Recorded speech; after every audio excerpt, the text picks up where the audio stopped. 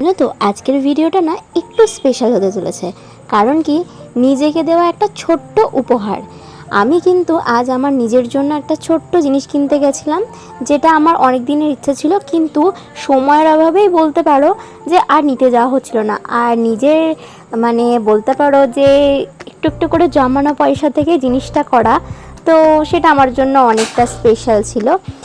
হ্যাঁ জানি এটা হয়তো খুব একটা এক্সপেন্সিভ কিছু নয়, কিন্তু তা সত্ত্বেও এটা আমার যেহেতু নিজের ছোট্ট অনেকটা জমানোর পয়সা থেকে করা, তো সেই জন্য আমার কাছে এটা অনেকটা স্পেশাল ছিল। তো যাই হোক, দেখো আমি সুন্দরভাবে ড্রেসটা পরে কিন্তু আজকের জন্য রেডি হয়ে নিয়েছিলাম। আর এই ড্রেসটা পরে আমাকে কেমন লাগছে অবশ্যই কিন্তু কমেন্টে জানিও। আর তারপরে কিন্তু বৃষ্টির মধ্যে বেরিয়ে পড়েছিলাম মাকে নিয়ে। বৃষ্টিটা যেই একটু থেমেছে সেই ভাবলাম এই বেরিয়ে পড়া যাক। আর তারপরেই চলে গেছিলাম কিন্তু আমাদের কৃষ্ণনগরের কেসি জুয়েলার্সে। আর কেসি জুয়েলার্স থেকেই যে জিনিসটা নিয়েছে সেটা কিন্তু ভিডিও লাস্টে তোমরা দেখতে পাবে।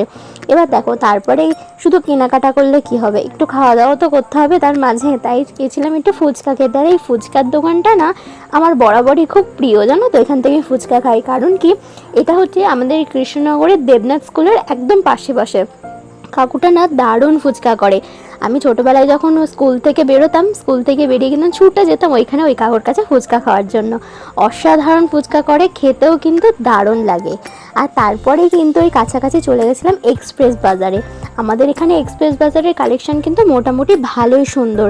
আমি বরাবরই মোটামুটি এখান থেকে অনেক কিছু শপিং এর আগাগোড়ায় করে এসেছি। আর দেখো, এই যে ড্রেসটা পরে আমি ট্রায়াল দিয়েছিলাম, এটা আমার ভালো লেগেছিলো, বাট আমার সাইজে একটু প্রবলেম হচ্ছিলো, তাই আমি ওটা নিতে পারিনি। তো যাই হোক, সেটাকে রেখে আবার অন্য কিছু নেওয়ার জন্য তৈরি হয়ে গেলাম।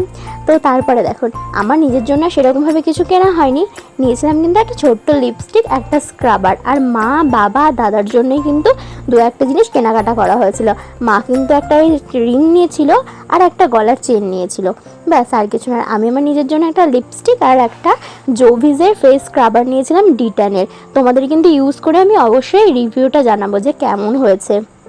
আমি তো জোভিজের প্রোডাক্ট কখনো ইউজ করিনি, তো যাই হোক এবার একটু করে দেখাবো। এবার দেখো, আমার যেইটার জন্য এতক্ষণের অপেক্ষা, এইটা হচ্ছে আমার একটা রূপোর ব্রেসলেট। কেমন হয়েছে অবশ্যই কিন্তু কমেন্টে জানিও। এটা কিন্তু আমার কাছে খুব স্পেশাল, তার কারণ এটা আমার নিজের একটু একটু করে জমানো পয়সা দিয়ে আমার করা। তবে হ্যাঁ, এরপরেও কিন্তু একটা দারুণ জিনিস আসতে চলেছে, তো সেটার জন্য একটু অপেক্ষা করো, অবশ্যই কিন্তু ভিডিওটা আপলোড করব। তো দেখো জিনিসটা কেমন হয়েছে অবশ্যই কিন্তু কমেন্টে জানিও। আর তোমাদের ভিডিও কেমন লাগছে অবশ্যই কিন্তু বলে যেও। আর ভিডিও ভালো লাগলে কিন্তু লাইক, কমেন্ট, শেয়ার, সাবস্ক্রাইব করতে কিন্তু একদম ভুলো না। দেখা হবে নেক্সট ব্লগে। সবাই কিন্তু খুব ভালো থেকো, টাটা।